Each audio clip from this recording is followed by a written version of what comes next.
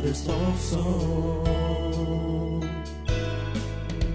Take the teachings you heard me proclaim in the presence of many witnesses, and entrust them to reliable people who will be able to teach others also. Take the teachings you heard me proclaim in the presence of many witnesses, and entrust them to reliable people who will be able to teach others also. Take the teachings you heard me proclaim in the presence of many witnesses, and entrust them to reliable people who will be able to teach others also. Second Timothy 2:2. Hallelujah, 2 Timothy 2:2. Praise the Lord. Second Timothy 2:2. You and me, let us proclaim the gospel. 2 Timothy 2:2. Hallelujah. Second Timothy 2:2. Praise the Lord. 2 Timothy 2:2. You and me, Let us proclaim the gospel of Jesus Christ. Take the teachings you heard me proclaim in the presence of many witnesses, and entrust them to reliable people who will be able to teach others also. take the teachings you heard me proclaim in the presence of many witnesses, and entrust them to reliable people who will be able to teach others also. Second Timothy 2:2. Hallelujah, 2 Timothy 2:2. Praise the Lord. Second Timothy 2:2. You and me, let us proclaim the gospel. 2 Timothy 2:2. Hallelujah. Second Timothy 2:2. Praise the Lord. 2 Timothy 2:2. You and me, Let us proclaim the gospel of Jesus Christ. The harvest is plenty, but the workers are few. As for me and my house, we will serve the Lord. We will serve the Lord.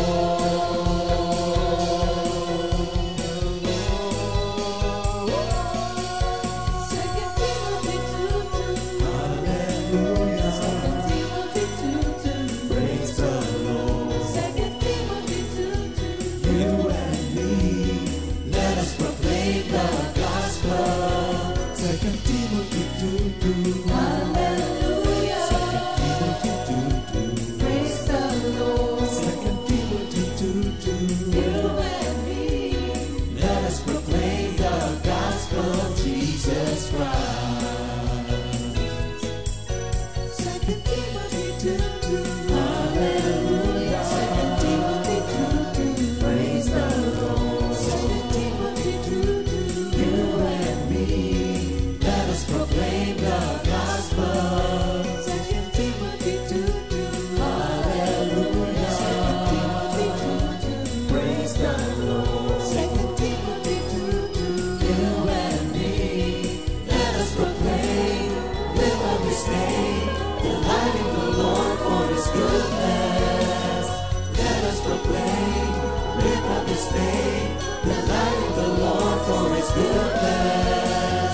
Let us proclaim, live up His name, delighting the Lord for His goodness.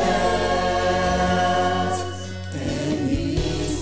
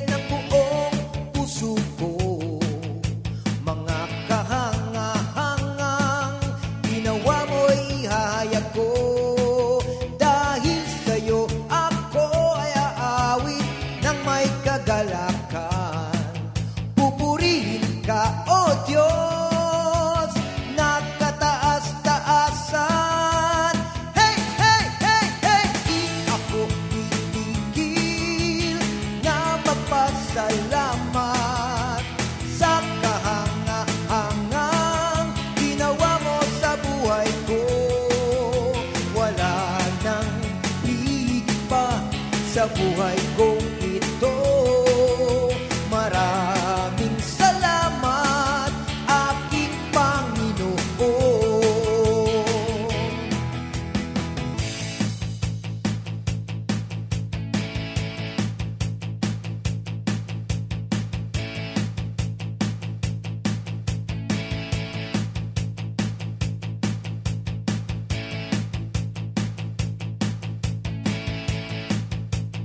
Hey, hey, hey, hey! Di ako titigil na magpasalamat sa kahanga-hangang ginawa mo sa buhay ko.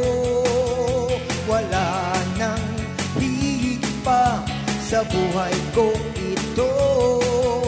Maraming salamat, aking Panginoon.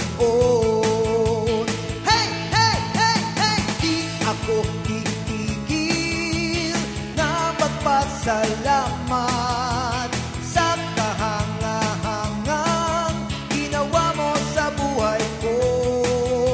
Wala nang higit pa sa buhay kong ito. Maraming salamat, maraming salamat, maraming salamat, aking Panginoon.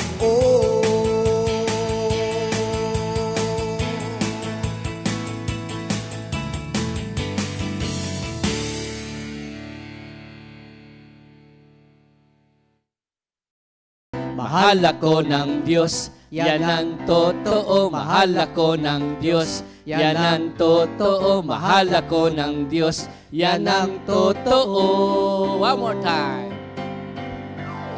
Mahal ako ng Diyos, yan ang totoo. Mahal ako ng Diyos, yan ang totoo. Mahal ako ng Diyos, yan ang totoo. Ang buhay niya'y ibinigay sa akin. Mahal ako ng Diyos, yan ang totoo. Mahal ako ng Diyos, yan ang totoo. Yan. Good morning, Jesus! It's Thursday. Purihin ang Panginoon. At salamat muli sa Panginoon na tayo muli ay nagkasama, nagkatipon, upang muli tayong makinig, mag-aral na kanyang salita. Mr. Jerry, ako muna. Minabati ko muna ang lahat ng ating kapatiran from North, East, West, South. Especially aking assignment ngayon sa North, ang ating Cabiao Outreach, San Antonio Outreach, Cabanatuan Outreach, and Bungabon Outreach. Yeah. Sa San Antonio, sa Cabiao muna, si Sister Lynn Cabrera. Hello po, good morning Jesus. Sa San Antonio, si Nanay Dami. Nanay Dami. Si Tatay Tony, Nanay Sita, Sister Ami, Brother Greg. At siyempre sa Cabanatuan, yung ating mga kapatiran dyan, headed by Sister Mercy. Yan. Sister Gemma, Sister Net Rabago, Sister Gemma, sa pangalan pa nun, yung mag-birthday, Sister Baby Tan, ayan, mag-birthday sa next week. Sister Lois, ayan, Sister Irene, at saka si Brother Rapi. At sa Bungabong naman, si Nanay Del, si Kapitana, Joby, si Kagawad Pinky, at si Kagawad Hobita Palada, at lahat ng ating kapatiran dyan sa Norte. Good morning, Jesus. Thank you, Lord. Amen. Good morning, Comfy family! Lalo doon sa assignment ko ngayon, sa Mendez. South ka naman, South. Sa South po, sa Ako, North ko, South. Mendez, Cavite. Ayan. So, malapit po sa Tagaytay. Pero ang worship center talaga natin, nasa Patutong Malakit. Tagaytay po talaga yon. Sakop ng ano yun? Tagaytay City. Okay. So, nung worship center natin. So, mga kapatid, dyan sa Guadanya, si Konsehala Fatima, Guadanya, Kapitana, Sister Matet, Sister Vicky, Brother Mandy, Brother Arman, At dyan sa Angkaya, Sister Rachel, Sister Marie Chris, Brother Jay, Sister Marlene, Brother Renz, Lord, salamat po. At sa mga primitive sa Mendez, dyan sa Flores family, Flores clan, sa De Las Alas. Nag-birthday si Ate Ruby, Oo, no? Ate Ruby, belated happy birthday. Last Tuesday o Monday. Oo, nag-birthday. Thank you, Nag-birthday si Ate Ruby. At ang mga primitive natin dyan sa Mendez, Sister Lorna, laging nagte-text yan. At sa mga Borja, sa Bacani, sa Anuling Group, Brother Winnie, Sister May, at marami pa sa Sister Jean, sa Guyam, Sister Menalyn, good morning po sa inyong lahat. Salamat sa Panginoon at tayo binigyan ng pagkakataon muli na makapagbahagi ng kanyang salita. Pero bago tayo magtuloy, tayo po'y manalangin muna. Amen, amen. O dakilang Diyos, salamat po sa magandang umagang ito. Salamat sa bagong araw, bagong buhay. Salamat po sa proteksyon, sa provision, sa guidance, sa good health, Lord. Salamat po sa lahat po ng pagpapala. Thank you, Lord, for the many blessings that you have given to us, Lord. Thank you, Lord, sa bagong umagang ito. Sa aming pag-aaral po, we can do nothing without you, Lord. Kailangan po namin ng anointing of the Holy Spirit, wisdom, insight, revelation po. Sa aming pag-aaral, Lord, mangusap po kayo, kaming lahat ay makikinig sa pangalan ni Jesus. Amen. Amen. Ayan, para sa ating memory verse of the week. Ayan, sa 1 John chapter 4, verse 4 din. You are of God, little children, and have overcome them, because He who is in you is greater than he who is in the world. Yan. Lord, ano? Sa Tagalog, Kayo'y sa Diyos, mga munting anak, at inyong dinaig sila, sapagkat siyang nasa inyo ay higit na dakila kaysa nasa sanlibutan. yeah, thank you, Lord. Greater is He than he that is in the world. Lord, ay makapangyarihan sa lahat.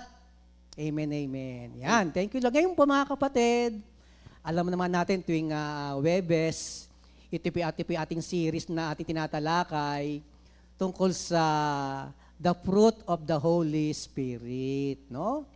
Sa Galatians chapter 5, verse 22. At marami na po tayong natalakay mga kapatid dyan, no? So, itong ating pag-uusap mga kapatid, ating topic ngayon ay pagpapatuloy sa fruit of the Holy Spirit. Ngayon naman po mga kapatid, aming tatalakayan ni Minister Jerry ay tungkol sa sa fruit of the Holy Spirit ay yung gentleness.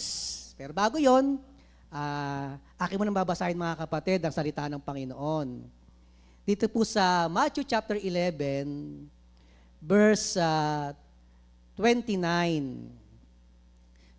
Nakasaad po dito mga kapatid, take my yoke upon you and learn from me, for I am gentle and lowly in heart, and you will find rest for your soul.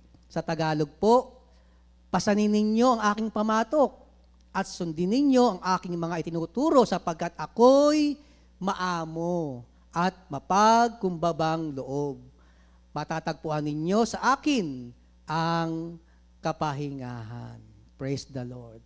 At ito nga mga kapatid, ating tuunan ngayon, isa sa pinakamahalagang na bunga ng Espiritu Santo. Alam nyo, ano po yan, di ba? Minister Jan, 9 yan eh, 9, no? Siyam yan eh, no? 9 fruits Actually, of the Holy Spirit. ating talagang titignan mga kapatid spiritually, yung 9 fruits of the Holy Spirit is like a jewel. Mamahaling hiyas, no? Para bang jewels in the temple. Pwede. Kasi tayo ang temple ng Holy Kumbaga, Spirit. parang tawagin nating isang maharlikang tahanan. Oo. Tayo yan. Oo. Kaya pala, di ba, napakaganda na pagtaglay mo tong 9 jewels nasa temple, nasa ating sarili, napakagandang Manifestation yan. tahanan. Oo. At itong aming tatalakay mga kapatid, isa po ito sa jewel in the temple of the Holy Spirit, ang gentleness. So ating muna bigyan ng konting kahulugan yung gentleness, no? Gentleness is a quality of being kind, gentle and considerate in our words and action. Napakaganda. It is about being tender, compassion, and understanding, especially in difficult situation. Alam niyo mga kapatid, itong ating mundong kinagisnan, kasi hindi naman sasabihin ng Panginoon na mamuhay tayo with gentle spirit kung ang mundong ating ginagalawan ay kasi talagang naturally, yung ating mundong ginagalawan ay full of harshness, rudeness, violence, strictness, weakness, anger. Yan ang mundo mga kapatid eh. Kaya alam ng Panginoon yun. Kaya tayo mga nakatira sa lupang ito, ng mga nasa Kanya, ito sinasabi ng Panginoon sa atin. Mahalaga itong mamuhay tayo with the gentle spirit. Di ba? Halimbawa na lamang, no? Kasi ang contrast ng gentleness, isa po sa contrast ng gentleness is harshness. Sa Tagalog ng harshness ay pagiging malupit, mga kapatid, no? Rough. Magaspang ang ugali. Cruel. Yung malupit and unkind, no? So, ang pang-combat dyan, siyempre mga kapatid, gentleness. Being kind, being tender, and being considerate. Yan. Ano pa mga kapatid? Yung strictness, no? When we say strictness, it is rigid, unyielding, and unforgiving. Yan ang ating mundong ginagalawan eh. Kaya sabi ng Panginoon, live in gentle spirit, being flexible, understanding, and compassionate. Yan ang ating pang-combat mga kapatid sa strictness. Ano pa? Contrast ng gentleness, anger. Ang galit mga kapatid. It is fierce and destructive. Kaya nga pagka you live in gentle spirit, naroon ng calmness, di po ba? Being peaceful and being soothing. Kaya nga salamat sa Panginoon, no? Alam ng Diyos ang mundo na ating ginagalawan. Punong-puno ng violence, anger, strictness, weakness, rudeness, harshness. Ang hirap mamuhay sa ganong klaseng nature. Mahirap maging gentle, ano? Hindi, yung ang nature ng mundo, Oo. yung laging galit, laging palaban, Yan ang makikita mo sa karamihan laging ngayon. magaspang ang ugali, malupit. Ang hirap mamuhay ng ganon. Kaya sabi ng Panginoon sa atin, ito pang ating pang-combat. Being gentle, mga kapatid. Kaya the quality that can bring peace, joy, and harmony to our relationship and to our lives. Yan ang pakinabang sa atin mga kapatid niyan. Kapag tayo namumuhay with the gentle spirit. Naroon ang kapayapaan na galing sa Diyos, kagalakan galing sa Diyos, and it promotes harmony sa ating ugnayan, relasyon, sa ating sarili, sa ating kapwa, at sa ating Diyos. Sabi nga, di ba, yung anger will not accomplish the righteous purpose in our human being. Yung pagkagalit, hindi yan na-achieve yung matuwid na purpose ng Diyos sa atin. Totoo yung mga kapatid, kaya napakaganda. Mamuhay tayo palagian with the gentle spirit. Pagiging mahinahon. Kasi ang tayo minsan mga tao, when we speak of gentleness, ang ating tanggap dito is weakness. Pag tayo yung medyo... Parang mahina, no? Medyo parang tayo yung... Lalamya. Hindi pumapatol, tayo yung soft-spoken, mild. Para bang sa atin, yun ang ating magiging mahina tayo? No. Gentleness is not weakness, but a strength. Tandaan niyo mga kapatid dyan. Being gentle is not nagsasabi na mahinang klase tayo. Mahinang nilalang. Hindi. It signifies strength. Sabi nga, in a world that often values aggression and assertiveness, gentleness is often misunderstood as weakness. Kasi tayong mga tao, para bang namold tayo, nasa mundo ginagalawan dapat maano ka. Survival of the fittest. Yan. Huwag kang Papatalo. Oo. Kasi pagka medyo malamya-lamya ka, wala, kakayan-kayanin ka. Yun ang ating dating mentality. Para bang kapag you are gentle in spirit, mahinang klase ka. No. Gentleness is not weakness, but a strength, mga kapatid. But the truth is, gentleness is a sign of strength, not weakness. It takes a strong person to be gentle. Nakakatuwa, no? It takes a strong person to be gentle. Why? They control their emotion and they respond with kindness and compassion. Kaya nga, kung ating titignan, talagang contrast, no? Ang sistema ng mundo sa pamumuhay sa Espiritu. Di ba? Sabi kapag nasa Panginoon ka, if you are gentle, you are a strong person. Why? Because you can control your emotion.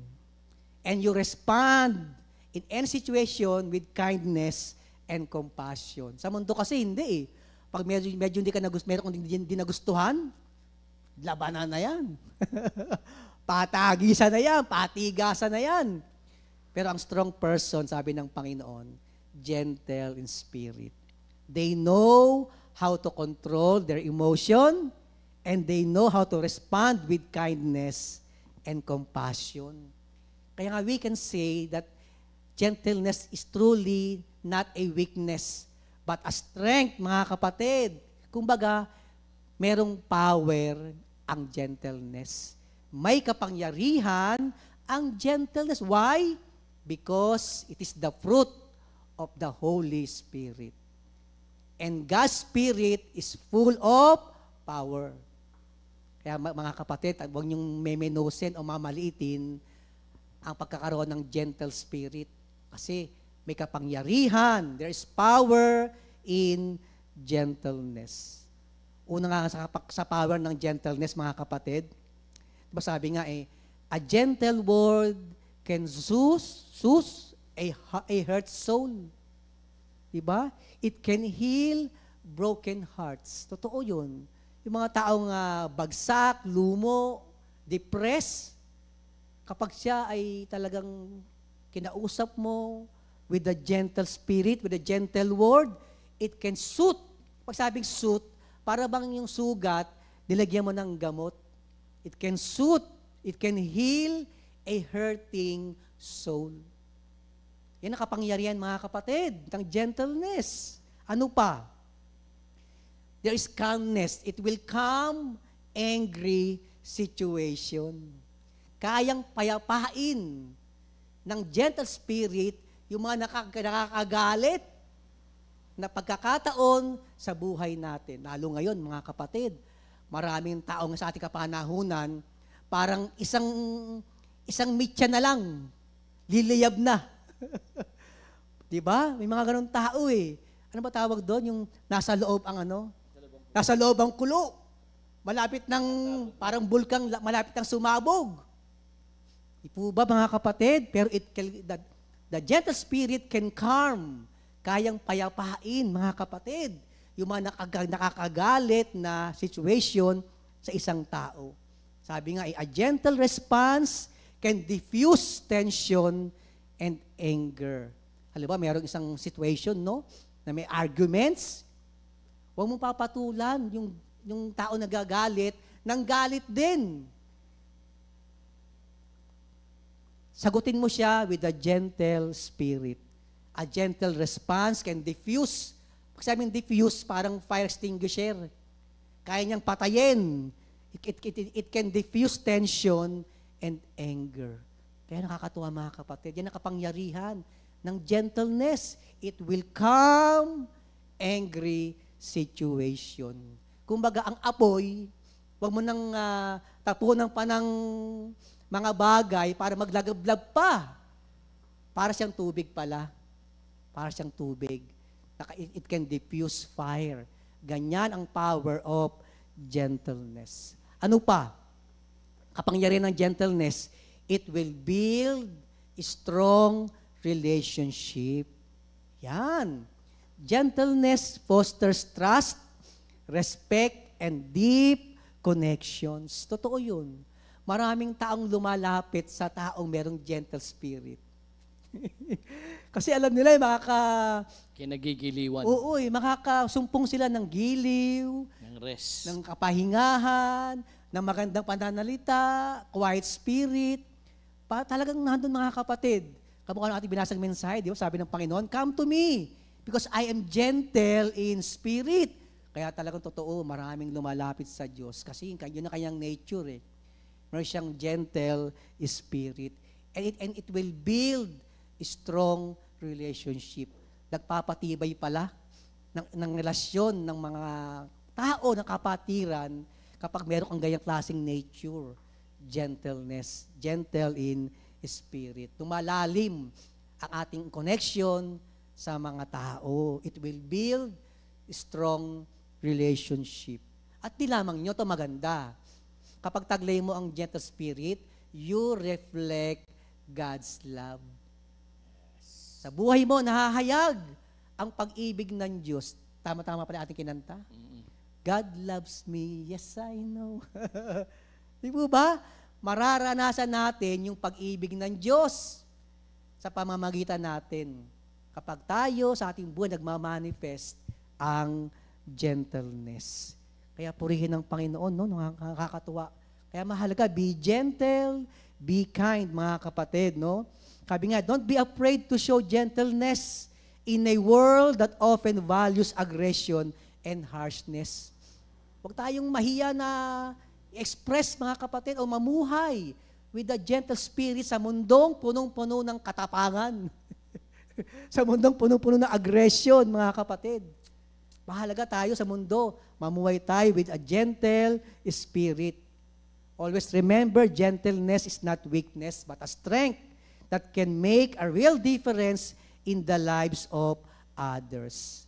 At syempre, alam natin mga kapatid, ang perfect example ng gentleness walang iba kundi ang Panginoong Hesukristo. Sabi ng ating binasang mensahe, di ba? I am gentle in spirit. Kaya nga mga kapatid, Jesus is inviting people, us, to come to Him. And He's not being harsh or judgmental. Yun ang maganda sa ating Panginoon. Di po ba totoo mga kapatid? Hindi po malupit ang Diyos. Hindi po siya rude, hindi siya rough, hindi siya harsh, at hindi rin siya judgmental. Instead, He is being gentle and inviting, offering rest and relief to those who are weary and burdened. Sa Biblia, mga kapatid, ipinakita ng Panginoon kung papaano siya namumuhay with the gentle spirit. Halimbawa na lang mga kapatid, no? Doon sa Mark chapter 5, verse 25 to 34, ating basahin mga kapatid, napakaganda mga kapatid. Mark 5. Makita mo ba? Yan. Yung Mark 5. Oo. Mark 5, basahin Verse natin. ano? Teka lang. Sa 25 to 34. Mark 5, 25 to Mark 5:25. 25. Alam niyo yung pangyayari niya mga Mark kapatid. 5:25. Oh, Okay. yan oh. Kasama rin doon ng isang babaeng 12 taon ng dinudugo. Yan yung babae merong 12 years Yan, ng yan ang pagiging inaagasan. Hirap na siya sa sakit na iyon at marami ng doktor ang sumuri sa kanya. Naubos na ang kanyang ari-arian sa pagpapagamot, ngunit hindi pa rin siya gumaling. Sa halip, lalo pang lumala ang kanyang karamdaman. Nabalitaan niya ang tungkol kay Jesus, kaya't nakipagsiksikan siya hanggang sa makalapit sa likuran ni Jesus at hinipo ang damit nito. Sapagkat iniisip niyang, mahipo ko lang ang kanyang damit, gagaling na ako. Agad ngang tumigil ang kanyang pagdurugo at naramdaman niyang magaling na siya. Naramdaman agad ni Jesus na may kapangyarihang lumabas sa kanya. Kaya't bumaling siya sa mga tao at nagtanong, "Sino ang humipo sa aking damit?"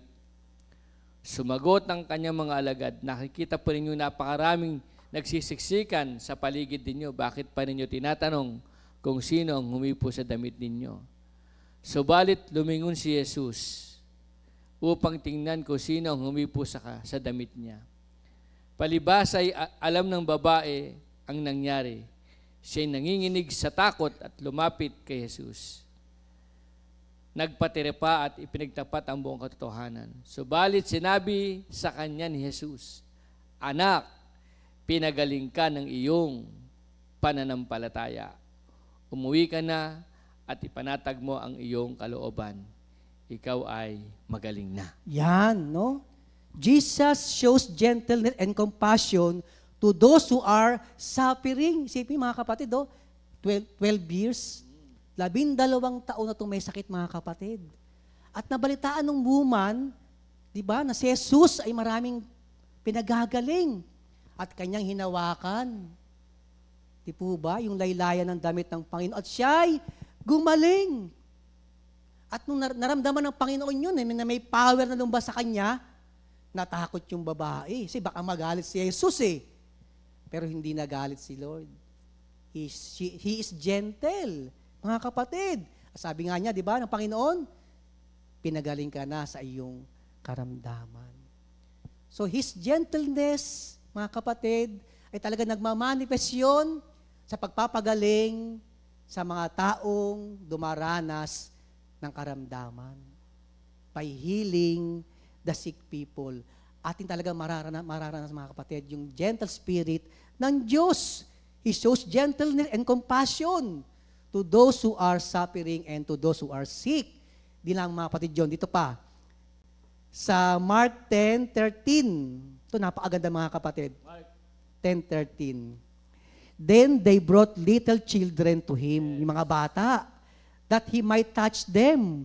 But the disciples rebuked them, those who brought them. But when Jesus saw it, he was greatly displeased and said to them, "Let the little children come to me, and do not forbid them, for of such is the kingdom of God." Yan, mga kapatid, no? His gentleness is manifested by blessing the children. Una, His gentleness is manifested by healing the sick. Pangalawa, by blessing the children. He shows gentleness and kindness to children. So, ang tao palang may gentle spirit, mabait sa mga bata. Kayo ba? Mabait sa mga bata? O pag nakita kayo ng mga bata, "Uy, darating si ganyan ha, tago niyo mga bata." Do you welcome children? O sasabihin nyo, "Palayasin nga yan," sabi ng mga disciple, di ba? Layo nyo nga yan. Pero nirebuke ng Panginoong Kristo yung mga alagad. Sabi, "Let the children come to me." Sila'y kaparte din sa kaharian ng Diyos. Kaya purihin ng Panginoon sa ating gawain, di ba, Minister Jerry, sa ating fellowship, no? Kasama yung mga bata. Kasama mga bata. Actually, hindi pwedeng hindi mo i-welcome ang children. Why? They are the next in line. The next generation. Sila ang ating pagpapasahan ng ating sinimulang paglilingkod sa Panginoon. Kaya do not rebuke children. It is harshness. It is rudeness. Mga kapatid, kapag nire-rebuke mo, tinataboy mo ang bata, ito napakahaliwanag Diba? Nirebuke ng Panginoon, sabi nga, na-displease si Lord. Nung nirebuke ng mga alagad, pinalayo yung mga bata sa Panginoon. Kaya sabi ng Panginoon, kaya mo silang lumapit. At pinagpala ng Panginoon ang mga bata. He shows gentleness and compassion, mga kapatid, sa mga bata. Kaya mayroong gentle spirit, mababait sa mga bata.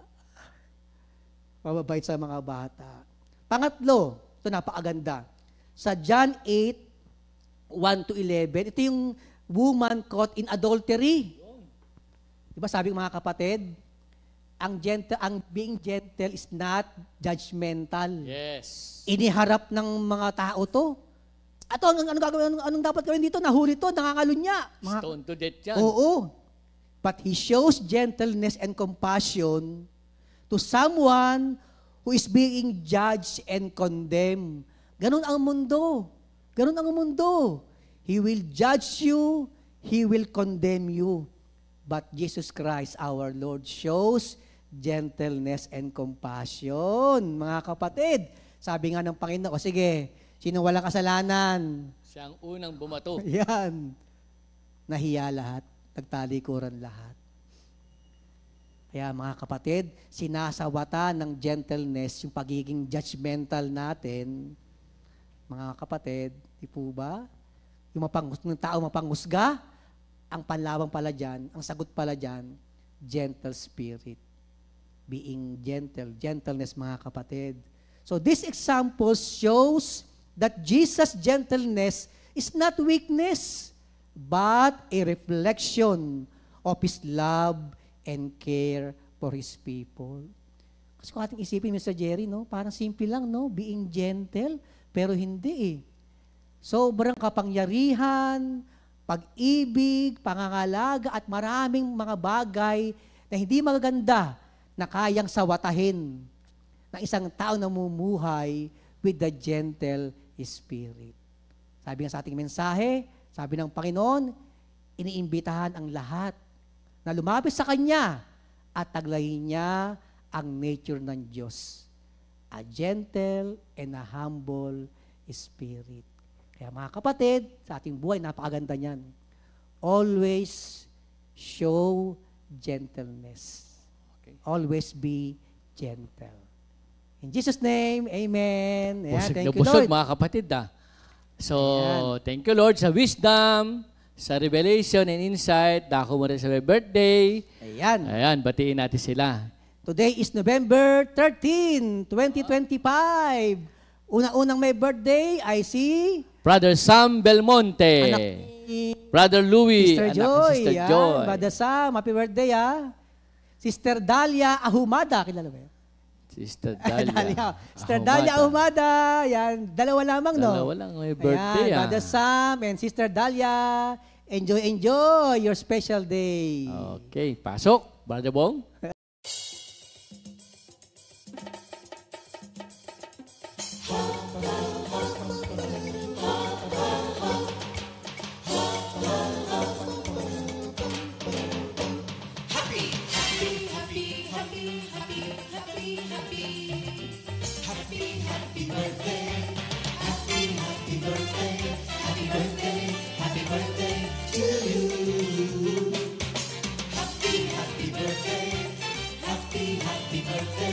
Happy birthday! Happy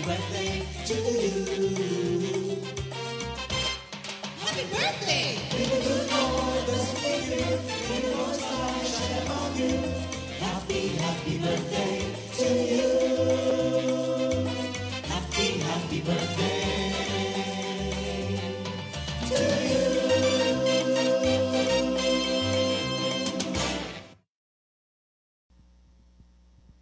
Enjoy your day. Happy birthday. Yes, happy birthday mga kapatid. Ayan, meron muna tayong Minister Jerry announcement, no? Sige, sa Ayan, naku, Comfy Family Affair. Malapit na. 44th anniversary na pala, no? 44. Oo, yan. And early Christmas Fellowship, siyempre sa November 29 yan, up to November 30, sa ating sa Hotel Supreme Mall and Event Center sa Baguio City. At siyempre yung ating team, Psalm 16:11. In your presence, In Lord. your presence, Lord. Ayan. For those who paid or pay via GCash, bank transfers or deposits, huwag kalimutan, don't forget to send the screenshot ng inyong mga bayad at ipadala kay Sister Jam Mercado. Yan. At siyempre, ating mga bitbitin, ating mga dadalin, panlamig, hoodie, at activity clothes. At siyempre, yung ating sa gabi, yung tayo lahat ay naka-cocktail dress, at sa brothers naman ay mga naka-suit, no? attire, something sa day 2. Ay yung ating Christmas fellowship naman, something Christmassy, vibrant, and celebrative colors. And also, let us bring our exchange gift. Walang amount, mga kapatid dyan. According niya sa ating generosity. For other details, lagi tayong bumisita sa ating Facebook page, mga kapatid. Yan. Sa mga nagpabook po ng bus kay Sister Tata, ang alis po ng bus, mga kapatid, ay sa Biyernes, hindi po Sabado, sa Friday, 28 ng Nobyembre. Alas 4 ng umaga po ang alis. Kaya huwag kayong pupunta ng 4:10 kasi wala nang bus dito. Hanggat maaari, mga alas 3, andito na po. Yan. Oo. Be early, mga Kasi kapatid. maglalagay pa ng mga gamit. At saka siyempre po, mas magandang maagang umalis dahil nga siyempre yung traffic ng para makaiwas sa atin sa traffic. Okay. So, mga kapatid, thank you, Lord. So mga kapatid, excited na ba tayong lahat sa ating anniversary? Amen, amen. Sa Mendes Outreach, talagang glory to God, no? Ilan kayo doon, Mr. Jerry? Siguro ang Mendes, mga 50 plus. Dami, oh. Kasi maraming kasali sa sa presentation. Ang kasama namin sa South na magpe-present para sa anniversary, yung Bawan, Talisay, Nasugbu, Kalo, Mendes. Dami So, pala, kaya no? pag pinagsama-sama, kasama lahat yan, nasa 100 plus. Oo nga, dami pala. Ang nangyari, lahat kasi ng kasama sa Baguio, magpe-present din. Napakalaki ng lugar natin, no? Malaki ang sound. Kaya, thank you, Lord, no? Tuloy po tayo sa ating pag-aaral. Nakaka-bless nung mga binanggit ni Minister Elmer, pinakita niya yung karakteristik ng gentleness. Dito nga sa Matthew 11:29, si Jesus Christ po ang may sabi nito, si Jesus Christ. Pasanin ninyo ang aking pamatok at matuto kayo sa akin, sapagkat ako'y maamo at may mababang loob. Makatatagpo kayo sa akin ng kapahingahan. So, sabi dito, matuto kayo sa akin, sapagkat ako'y maamo. Naalala ko rin, total naman binabanggit na yung mga karakteristik ng gentleness. Isa rito sa magandang ginawa ng Panginoong Jesus mismo, idadagdag ko. Nung sa Matthew 9, verse 35, basahin ko lang po, nahabag si Jesus sa mga tao. Ayan, isang uri ng ng pagiging gentle. Kasi si Lord ang source ng gentle, mga kapatid, one of the fruit of the Holy Spirit. Yung gentleness na binabanggit dito, sabi sa Galatians 5:23, walang laban sa mga ganyang gawain. Hindi ipinagbabawal. Walang laban sa ganung gawain. Isang uri ng pagiging maamo, gentle, nagre-reflect sa atin ang katauhan ng ating Panginoong Hesukristo. Sabi nga rito, matuto tayo sa Kanya. Isa yun sa tinatawag na gentleness. Sabi dito sa Matthew 9, verse 35, nahabag si Jesus sa mga tao. Nilibot ni Jesus ang lahat ng mga bayan at nayon. Doon nagturo siya sa kanilang mga sinagoga at ipinangaral ang magandang balita tungkol sa paghahari ng Diyos. Pinagaling din niya ang lahat ng uri ng sakit at karamdaman. Nang makita niya ang napakaraming tao, nahabag siya sa kanila, sapagkat sila'y litong-lito at hindi alam ang gagawin, para mga tupang walang pastol. So, isang uri ng gentleness nung tayo'y maging mahabagin sa ating kapwa. Kita nyo, nilibot ni Jesus ang nayon at nagturo sa mga sinagoga. Kasi mga tao, sabi nga kanina, ang panahon natin yung gulong-gula. 2 Timothy chapter 3, di ba? Kumbaga, there will be a difficult times on this last day. Yung tao talaga, magiging makasarili, galit sa Diyos, talagang walang respeto sa magulang, drunkenness, lahat. So yung mga ganyang uri ng pamumuhay, minsan di ba para bang Pag wala ka kay Lord, wala rin nung pagiging gentle natin eh.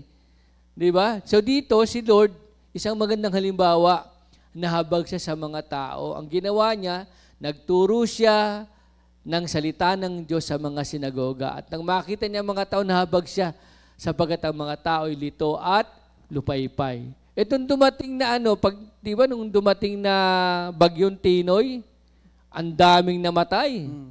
Ha? Tino, no? O, Tino. Ang daming namatay. So, pag nakita mo sa Facebook o sa TV, maaawa ka talaga eh. Talagang may pagdadasal mo. Isang uri ng pagiging gentle, lagi nagdadasal. Laging, nung intercession ba sa kapwa, mga kapatid. Di ba, nung pumasok naman itong bagyong Uwan, thank you Lord, halos lahat ng Pilipino nagpray. Isa sa pagiging gentle, nung lumuluhod sa panalangin sa Diyos. Hindi nung natatakot, bagamat nakakatakot talaga, pero punong-puno ng pag-asa, pananampalataya, at alam natin, hindi tayo pababayaan ng ating Panginoon. Merong mga namamatay, pero ipagdasal natin si Jesus Christ nga, ginawa niya. Nagturo siya ng salita ng Diyos. Kasi kay Jesucristo lamang matatagpuan ng kapayapaan, kay Jesucristo lamang matatagpuan ng talagang, kumbaga, magkakaroon ng pananampalataya. Isa sa pagiging gentle yon, pag nahabag tayo sa tao, ibahagi natin ang salita ng ating Panginoon. So sa Matthew 9, verse 35, mga kapatid, hanggang 36. Kaya nga sabi sa 37, kaya't sinabi niya sa kanyang mga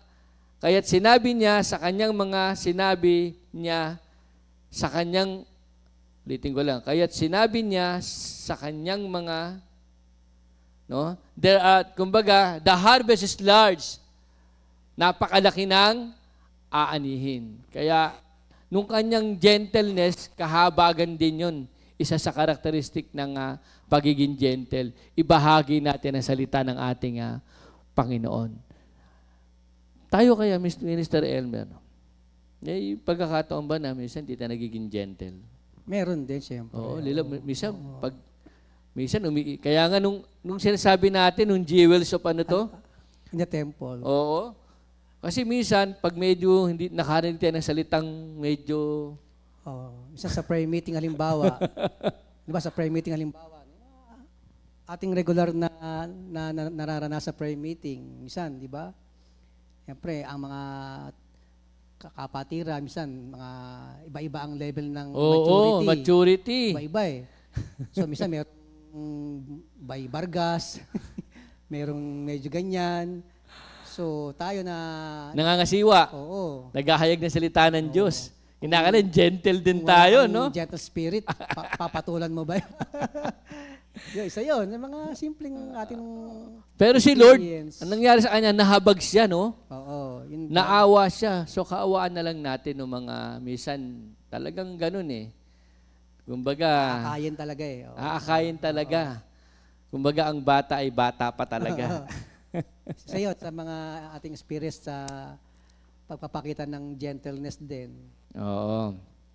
Meron pa nga rito eh. Nung 38 years na, nung pagiging gentle naman ni Lord dito, mga kapatid, 38 years, kasi ang mga Hudyo rin, meron din sila mga pamahiin eh.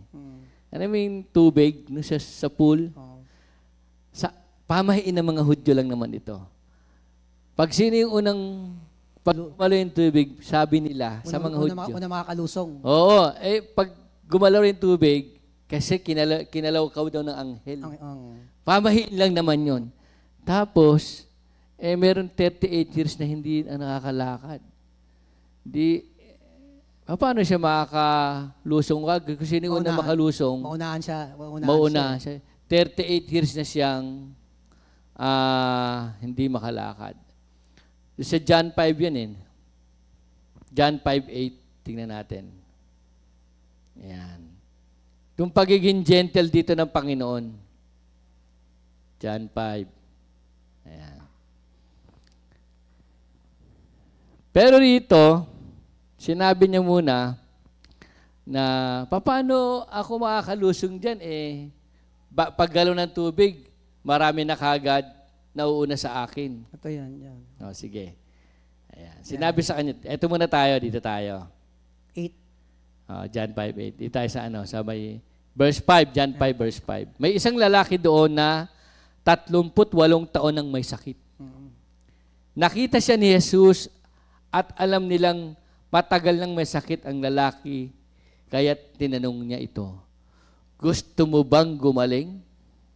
Sumagot ang may sakit, Ginoo, wala pong maglulusong sa akin kapag gumalaw na ang tubig. Yun ang pamahiin nila. Papunta pa lamang ako, may nauuna na sa akin. Yan, verse 8 na. Ayan na. Sinabi sa kanya ni Jesus, tumayo ka, buhatin mo ang iyong higaan, at lumakad ka. Yun ang pagiging gentle ng Panginoon. No? Noon di gumaling ang lalaki, binuhat ang kanyang higaan at lumakad. Nangyari yon nooy araw ng pamamahinga. Tingnan niyo yung mga tao, Kaya't sinabi ng mga pinuno ng mga Hudyo sa lalaking pinagaling, hindi nila nakita nung ginawa ng Panginoon doon sa lalaking pinagaling dahil mahal sila mahal ng Panginoon. Pagiging gentle niya. Araw ng pamahinga, ngayon, labag sa kutusan na dalhin mo ang iyong higaan. May attitude. Kaya, di ba yung lagi nating napapanggit sa James 2:13? Oo. Yung mercy triumphs over justice. Oo. Kasi minsan ang tao nahadlangan ng paggawa ng kalooban ng Panginoon kapag nakabatay Oo nga. Di ba? Ito batas, ito on law, ito on justice. Oo. Pero hindi, sabi ng Panginoon, mercy, pag sabing mercy triumphs over justice, mas angat, Ang pag-ibig, mas above ang habag. ang habag ng Panginoon kumpara Doon sa sa- mga law, tradition, yan. Kaya tunay mga kapatid, no? Mercy triumphs over justice. Isa yan sa Pinakamaganda yan, mga kapatid, na mas mauna Oo. yung habag ng Panginoon para sa buhay natin. O, biro mo, pick up your mat and walk. Nahabag Nahabag si Lord, Isa yun sa pagkapairal, ng pag-ibig, ng habag, 38 years ba naman, no? o 38 years. So, minsan, doon tayo tumingin sa ginawa ng Panginoon na maganda. Minsan, nakikita ng mga tao. Kaya, Yung mga minor, ang source talaga ng pagiging gentle, si Lord talaga. si Lord talaga. Siya talaga yung perfect example Oo, ng gentleness. Isa pa, ito mabigat sa lahat. Alam nating lahat ito. Nung kinanta natin kanina, John 3:16. No? Yun, no? For God so loved the world that He gave His only begotten Son, that whosoever believes in Him shall not perish but have eternal life. Alam nyo, kita talaga ng Diyos Hindi kayang abutin ng tao ang Diyos. No one is righteous. All have sinned. We are destined to death. Because the wages of sin is death. Kahit anong gawin ng tao, hindi siya magkakaroon ng kaligtasan at kapatawaran sa kanyang kasalanan kung sa kanyang sariling gawa lamang. Kita ng Diyos yun. Kaya ang ginawa ng Panginoon, ipinagkaloob niya ang kanyang bugtong na anak at ang sino mang sumampalataya ay hindi mapahamak. Isa yan sa pagiging gentle ng ating Panginoon. Bagamat siya Diyos, hinubad niya ang lahat ng katangian ng pagka-Diyos. Kasi walang pwedeng magligtas at pagpatawad sa kasalanan natin maliban ang Diyos. Kaya ang Diyos ay nagkatawang tao sa katauhan ng ating Panginoong Hesukristo. Ipinanganak ng isang babae bilang substitute para sa atin na dapat tayo ang mamatay. Pero siyang namatay para sa ating mga kasalanan. Siya ng Diyos, makapapagiging gentle niya sa ating lahat. At alam niyo ba, sa pagiging tao niya, bagamat siya ipinanganak na isang babae, bagamat siya tao, pero siya'y totoong Diyos din. Pero wala siyang kasalanan. Siya ang tumubos sa ating mga kasalanan. Yan ang ginawa ng pagmamahal sa atin ng Diyos, mga kapatid. Namuhay siya sa ilalim ng batas. Namuhay siya sa ilalim ng batas, pero hindi siya subject sa batas kasi lahat ng batas ni Moses, lahat ng kautusan sinunod niya. Kaya tayong lahat, mga kapatid, itong buhay na ito, because of God's love, pinagkaloob niya ang kanyang bugtong na anak sa atin. Isa yan sa pagiging gentle ng Diyos sa atin. Hindi na naigang parusa. Dapat, parusa tayong lahat. Kamatayan, pero hindi na naigang parusa. Hindi na naigang galit. Hindi na naigang sumpa. Pero kung sa ating gawin ng masama, di ba? Pag sa ating ginawa yung sinabihan tayo na masakit lang ang laki kagad ng butas ng ilong natin. Di ba? Makarinig ka na ng salitang medyo hindi maganda sa paningin natin. Nagwawala kagad tayo. Pero si Jesus Christ, ang Diyos, no? Ginawa sa Kanya lahat ng hindi maganda. Pero ang nanaig pa rin ay pag-ibig. Iyan ang magandang katangian ng pagiging gentle ng Diyos. Nung karakteristik ng gentleness. Kindness, nung self-control niya. No? 2 Peter 3:9. Nagpipigil pa siya kasi gusto niya lahat maligtas. Ayaw niyang mapahamak ang lahat. Ephesians 1:7, dahil sa pagmamahal at awa sa atin ng Diyos, namatay siya para sa ating mga kasalanan. Yan ang isa sa karakteristik ng gentleness ng Diyos, mga kapatid. Kaya itong gentleness na ito, uulitin ko, walang laban sa ganitong gawain. Matutunan natin sa ating Panginoong Hesukristo. Siya ang source nito, mga kapatid. Kaya sa ating pang-araw-araw na buhay, huwag tayong masyadong,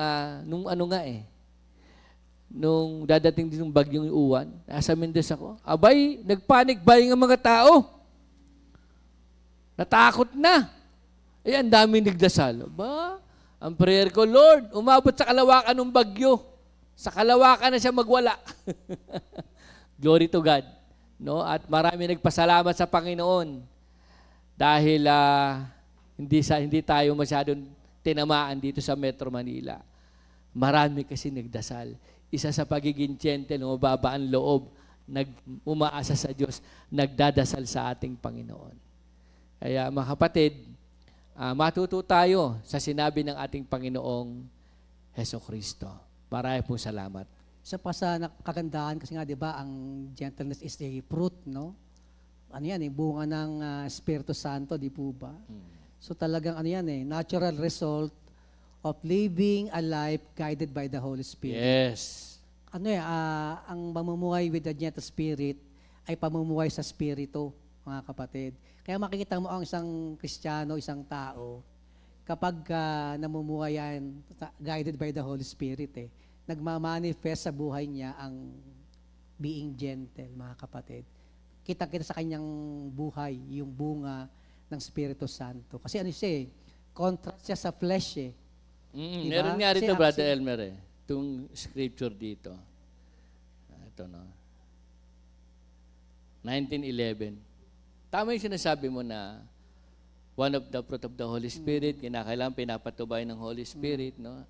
Ang kahinahunan ay nagpapakilala ng katalinuhan. Yes, it produces wisdom. Ang pagkapatawad sa masamang ginawa sa Kanya ay Kanyang karangalan.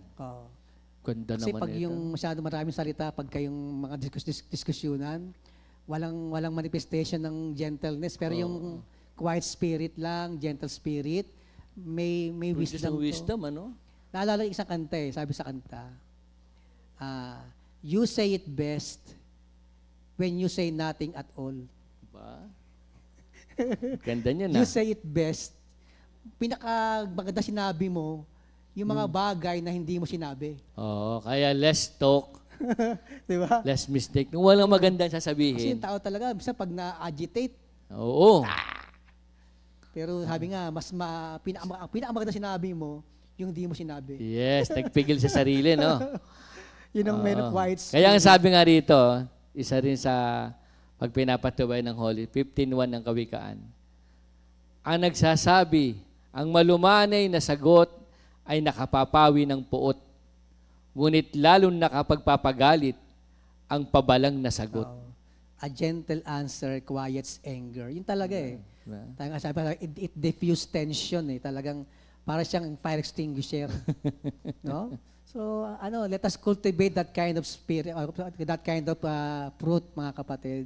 Kasi pag na-cultivate yung ganyang klaseng fruit of the Holy Spirit, napaka-pakinabang sa ating buhay, mga kapatid. Tsaka pinakamaganda nga rito, mas lamang yung pamumuhay sa spirito eh. Kaysa sa pamumuhay sa laman. Kasi talagang contrast talaga ng yan eh. Yung gentleness is contrast yan sa flesh, mga kapatid, no? Yung mga gawa ng laman. Galatians 5:16, yan ang talagang pangsawata eh. Yung pamumuhay sa spirito, mga kapatid. Ito pa, Minister Elmer, mga scripture na, yung mga sinabi natin kanina. Kawikaan, Proverbs 15:4. Ang malumanay na pananalita ay nakapagpapasigla ng kalooban ng tao. Ngunit masakit na salita ay nakakasugat ng puso. Doon na tayo sa malumanay, ano? Gusto ba natin kagiliwan tayo? Ako, minsan, wala namang sa akin, kaya lang minsan ang dating para palang pautos, bossing, presko. Pagka hindi ka masyadong kilala talaga, minsan may-misinterpret ka talaga. Oo, no? Sa yun. Pero mas mainam pala nung paano ba yung, halimbawa mag-uutos ka? Malumanay na pananalita. Ang laging duro sa atin, say please. Please? Si Luis. Nasanay dati yan eh. Yun, baka napapanood niya sa TV. Sa TV. Straight siya pag sabi niya, I want milk. Ganon. Katas. Dede. Ganon siya. Pautos, Ganon siya magsalita eh. Demanding. Sasabihin ko muna, say please first. Please. Ayan. Pero noon, ang please pa niya, please. Medyo mataas pa rin. Hindi. Walang dede. Say please. Please. So, ganun eh. Di ba pag malumanay talaga eh. Pagiging gentle yun eh. Let us practice gentle speech. Kaya cultivate eh. Pwedeng talagang ina-ensayo. pinag-aaralan. Oo eh. Magiging gawin mong habit. Yan. Hindi man talaga madali eh. May nature tayo eh, no? Oo. Kaya maganda yung practice gentle. In reality, pagdating sa reality, medyo nagkakaroon na ng problema. Speak gently and kindly to others. Yan. So, practice gentle speech, mga kapatid. Biro mo, ibubunga pala nyo, nakapagpapasigla ng kalooban ng tao. Oo, ganda. No? Kaya nga, gentleness is also a choice. Siyempre, ang Diyos naman, di ka man babrasuhin yan eh. Malaya tayo magdidesisyon. We can choose to be Diyos gentle. Diba? We can choose to be gentle even in provocative situation. Yes. So, diyan ka masusubok eh. Lalo sa nung mga road rage. Oo, yun. No? Oo, mabigat yun. Nakakahiya. Nakikita sa sa social media. Minsan nagsasalita pa ng masakit na mga below the belt, no? Kaya choose to be gentle. Kaya pala sabi sa Ephesians 4:2, maging mahinahon kayo at magpakumbaba, maunawain at magpaumanhin sa mga pagkukulang ng bawat isa bilang pagpapakita ng pag-ibig ninyo. Yan ang pipiliin lagi natin eh. Choose to be gentle always, mga kapatid. Kaya yun nga, sabi ko kanina, di ba, hindi porkit ikaw yung nagpaparaya, ikaw yung laging mahinahon, mahinang tao ka. Hindi, mga kapatid. Strong person yan kapag meron kang gentle spirit, mga kapatid. Gentleness is a strength. Tandaan niyo, mga kapatid, yan. Sabi nga gentleness is not weakness, but a sign of strength and self-control. Yan, totoo, mga kapatid. Kaya napakalaking pagpapala, mga kapatid. Sabi nga kanina, para siyang hiyas, no, sa templo. Jewel in the temple. Isa sa Sa yan, mga kapatid. Kumbaga, nagpapaganda yan. Oo, di ba? Kasi pag jewels, para bang mga mamahaling parang hiyas, palasyo na puno ng mga mamahaling bato, diamante, di ba? Kumbaga, Opas. hindi lang garments of gentleness, no? Isuot talaga natin. Kikinang yan. Tatalunin pa niya ng mga branded na ano? Kahit ang suot natin, ordinary. Pero totoo yun. Pero kapag nung pagkatao natin, May gentle spirit. yung image na iniwan natin. Tumataas yung pagkatao. Eh. Oo, by the power of the Holy Pero Spirit. kung naka-signature ka, Oo, pag nakamahalin ka, pag iba, pass ka naman. nako. Meron niya ako kakilala, no? Ang ganda-ganda. Tapos, ganda-ganda talaga. Minura yung katulong. Nakakalungkot, no? Sayang, ganda-ganda pa naman. Meron naman iba, tataas yung bahay nila, taas ng bakod. Nakalagay sa pintuan nila. Beware of dog. Bawal basta pumasok. So, kaya mga kapatid, ito na po, no? Bilang mga Kristiyano, no? Nung natutunan natin sa Panginoong Jesucristo, pagiging gentle. Yes. Siya ang author niyan. Is gentleness. Is the ultimate example of gentleness, mga kapatid, ang ating Panginoong Jesucristo. He was gentle and humble in heart. Kaya tayo mga nasa Panginoon, mga kapatid, Nasa Panginoon, ha? let us imitate, no? The example Gayahin natin. na pinakita ng ating Panginoon, mga kapatid. He's gentle in heart and in spirit, mga kapatid. At yun nga, talagang sa ating buhay, napakagandang tayo makitaan ng bunga ng Espiritu Santo. Isa na lang, Minister Elmer. Naalala mo ba nung si James and John? Isa sa karakteristik ng gentleness ang pagiging humble din. Abay, kinalabit si Jesus, di ba? Lumapit kay Jesus. Pag naghari po kayo, isa sa kanan at isa sa Liwa. yun ang tao, no? Pero anong sagot ni Lord? Position, Oo. Hindi ganoon ang Panginoon. Siya nga nasa posisyon no? Bagamat siya Diyos, hinubad niya ang lahat ng katangian ng pagka-Diyos. Tapos, nung to seek and save the lost, kumbaga, nang siya maging tao, naging servant. Isa sa pagiging gentle yan, mga kapatid. Hindi porkit servant, mababa ang tingin nga natin. Pero commended sa Diyos yun.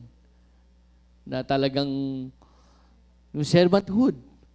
Kasi minsan, nag-aagawan sa mic Nag-aagawan sa mic.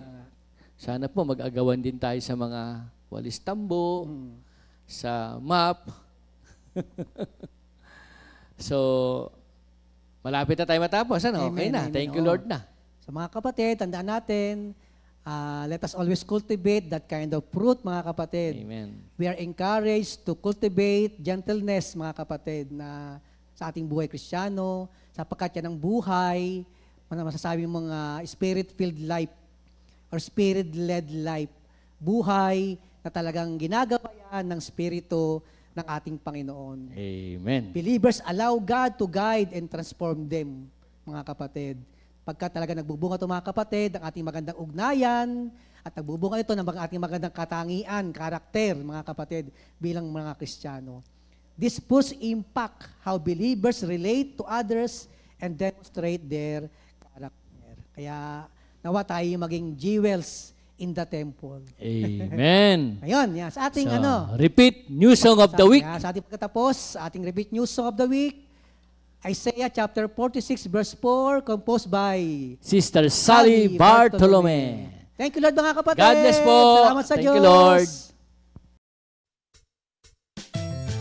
Nasa saan? Sa aklat ni Isaías 46:4. Ako ang inyong Diyos, iingatan ko kayo hanggang sa pumuti ang inyong buhok at kayo'y tumanda. Ako ang inyong Diyos, iingatan ko kayo hanggang sa pumuti ang inyong buhok at kayo'y tumanda. Kayo'y nilikha ko, kaya tungkulin ko na kayo'y iligtas at tulungan.